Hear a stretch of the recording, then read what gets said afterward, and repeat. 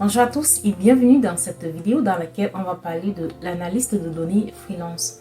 Très souvent, pour construire sa carrière, pour vraiment gagner en expérience, on peut passer par le freelance en fait. Et ce qui est bien avec le freelance, c'est que c'est vous qui gérez votre propre temps, c'est vous qui choisissez pour qui vous travaillez. Et ça, c'est vraiment merveilleux.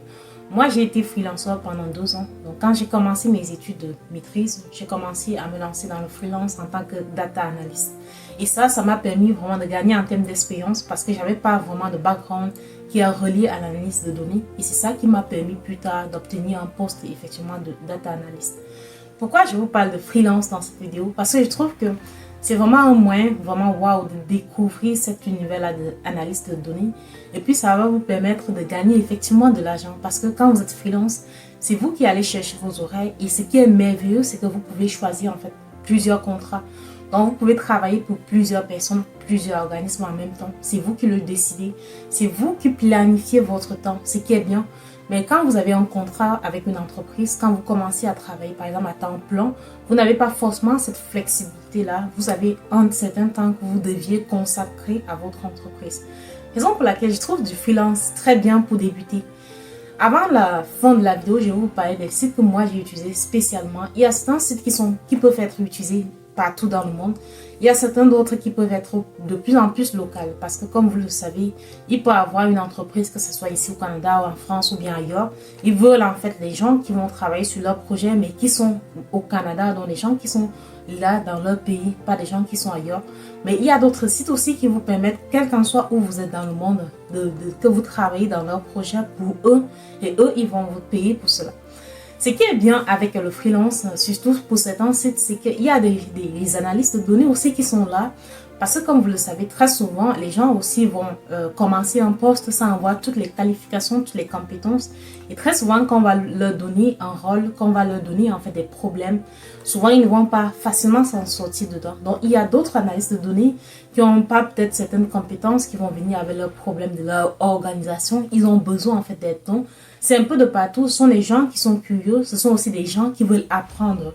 Sur freelance, il y a des gens donc, qui vont apprendre à devenir analyste de données. Il y aura des gens qui sont là pour vous demander est-ce que je peux vous payer pour que vous m'appreniez à utiliser par exemple Power BI, SSRS. Donc ça dépendra vraiment de plusieurs jargons et ça c'est merveilleux parce que ça permet vraiment de booster les compétences. Parmi les sites donc moi j'ai eu à utiliser spécialement, il y a Upwork qui est très populaire pour le freelance. Vraiment c'est très populaire et c'est très utilisé. J'utilise ce site-là parce que vous pouvez l'utiliser de partout, que vous soyez en Afrique, en Asie, en Amérique, en Europe ou n'importe où dans le monde, en fait, vous pouvez utiliser Upwork pour travailler. Et il y a des travaux là-bas où on ne spécifie pas que vous soyez dans un pays spécifique. Donc, vous pouvez être n'importe où et être analyste de données, construire peut-être des rapports, donner des cours. Il y a plein de choses là-bas que vous pouvez faire pour gagner de l'argent. Et en même temps, ça va vous aider à augmenter votre expérience, à augmenter votre niveau dans ce domaine-là. Ce qui est en quelque sorte merveilleux en fait parce que ça vous donne et de l'argent et de l'expérience. Ces expériences-là, les entreprises auront besoin de ça pour vous embaucher plus tard. Les gens vont dire, c'est vrai que pour dire la vérité, quand tu es freelance, analyste de données, tu n'auras pas forcément des gros montants, à moins que tu travailles vraiment tout le temps sur des projets. Mais ce qui est merveilleux, comme je le dis, vous pouvez avoir plusieurs contrats avec des gens ou plusieurs travaux à la fois. C'est vous qui gérez votre temps. Mais il y aura des gens, des entreprises qui vont bien payer. Il y aura des entreprises aussi qui vont moins payer. Donc, c'est à vous de discuter de votre valeur, de mettre en évidence vos talents. Et le deuxième site donc, que moi j'ai eu à utiliser, c'est freelancer.ca. Je pense qu'il y a freelancer.fr aussi. Il y a freelancer, ça dépend des pays. Mais j'ai utilisé freelancer aussi qui était très intéressant. Parce que ça m'a aidé quand même de faire 2-3 travaux là-bas. Mais je n'ai pas vraiment eu beaucoup d'opportunités sur ce site-là. Mais sur Upwork, vraiment, vous avez vraiment plein d'opportunités. Il y a une notion de crédit sur Upwork parce que on vous donne, quand vous allez vous inscrire, vous aurez comme, je pense, 60 crédits qui sont gratuits que vous pouvez utiliser. Ce sont ces crédits-là qui sont utilisés pour convaincre en fait l'employeur que vous avez de la compétence. En fait, c'est comme du marketing. Il y en aura d'autres personnes aussi qui vont postuler comme vous, qui vont vouloir en fait de ce projet-là. Et très souvent, quand vous n'aurez plus de crédit, il faut payer comme quelques sous pour avoir plus.